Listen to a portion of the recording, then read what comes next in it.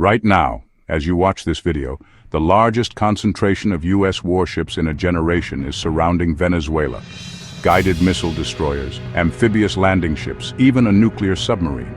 Over 4,500 sailors and Marines, all within striking distance of a nation that was once America's closest friend.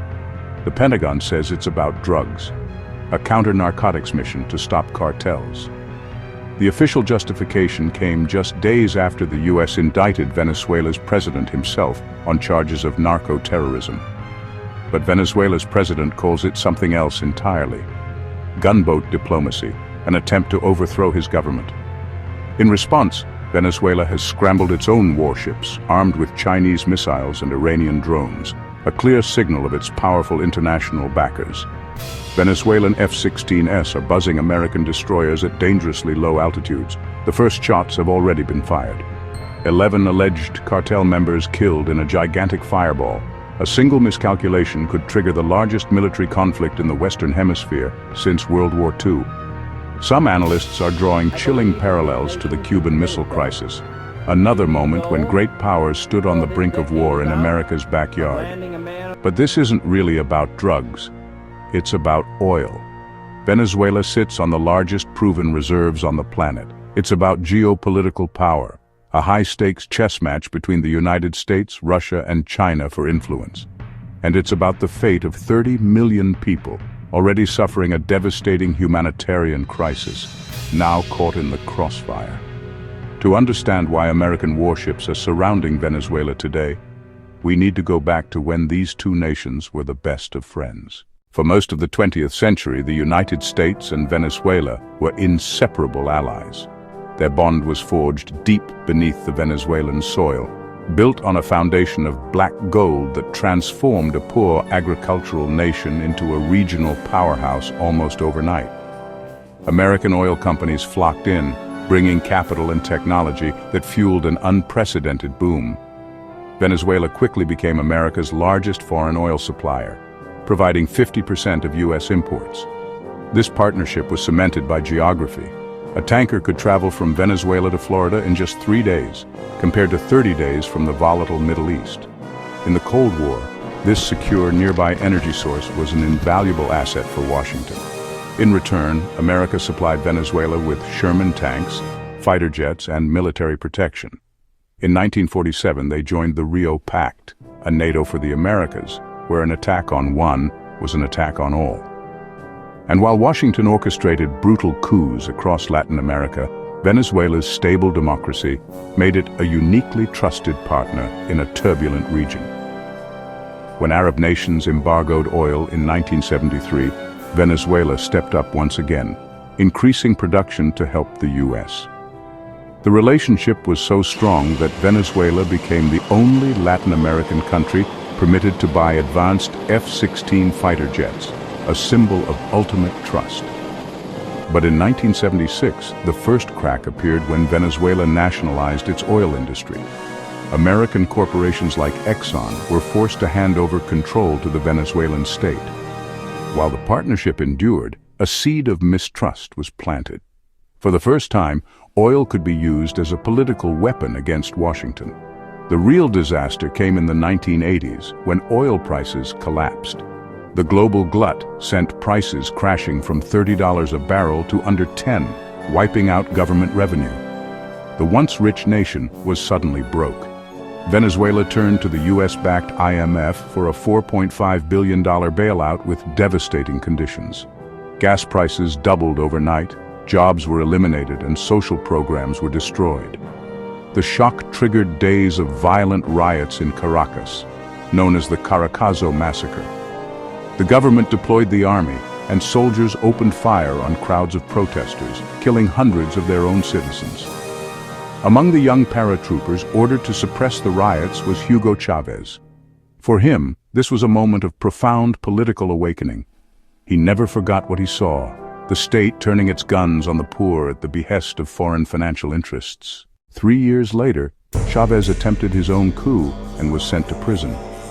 After being pardoned, he won the presidency in 1998 on a promise to return oil wealth to the people.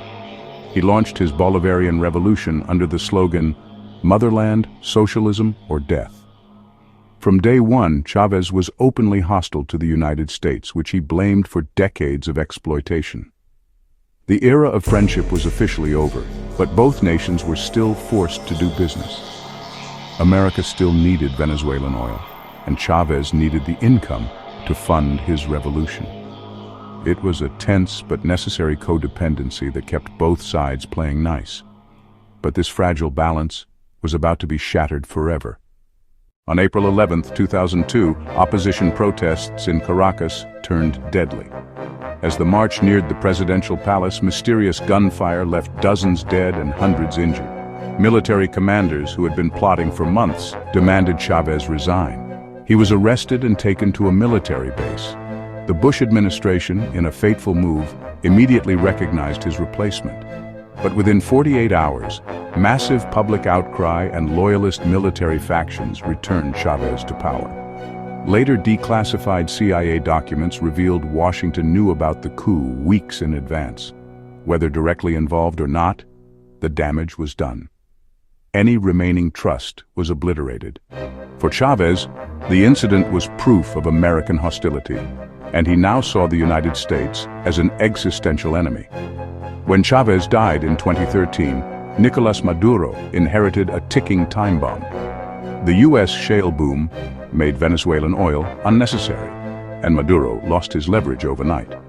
Then oil prices collapsed again, from over $100 to $30. The economy, already fragile from years of mismanagement, went into free fall. Hyperinflation destroyed savings, and store shelves went bare. 7 million Venezuelans fled the country in one of the largest migration crises in modern history. The Trump administration imposed maximum pressure sanctions, cutting off oil trade and freezing assets, a near-total economic embargo. The goal was to force Maduro from power, but the strategy backfired. Instead of collapsing, the regime dug in. Facing total isolation from the West, Maduro turned to America's enemies for survival. Russia, China, and Iran provided the economic and diplomatic lifelines he needed to endure.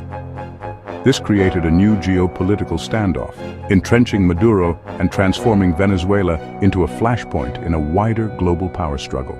The economic war had failed, leaving a nation in ruins and its leader still in power. Russia became Venezuela's new military patron after the U.S. arms embargo. Moscow flooded Venezuela with T-72 tanks, Su-30 fighters, and S-300 air defense systems. Russia has repeatedly deployed nuclear-capable Tu-160 bombers to Venezuelan bases. Wagner mercenaries have been spotted helping suppress protests and train Venezuelan forces. China provided an economic lifeline, with billions in loans repaid with oil. Beijing built radar stations reportedly monitoring U.S. naval and air traffic. This oil-for-loans arrangement has kept Maduro in power when he should have collapsed.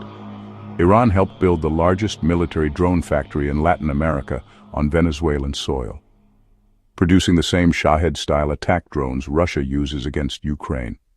All of this just 1,000 miles from Florida, right on America's doorstep. Venezuela has become a proxy battleground in a new global Cold War, with America's greatest rivals now entrenched in its backyard. Which brings us back to today's unprecedented naval deployment. This is classic gunboat diplomacy, using naval force to pressure a weaker nation into compliance. The fleet is too large for simple drug interdiction, too small for invasion, but perfectly sized for intimidation.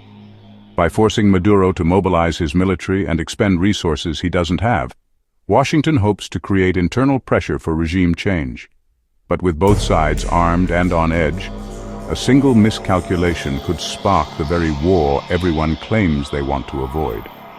As politicians play their dangerous games, 30 million Venezuelans remain caught in the crossfire, their future hanging in the balance of a conflict that began with friendship and oil, but may end in something far more catastrophic.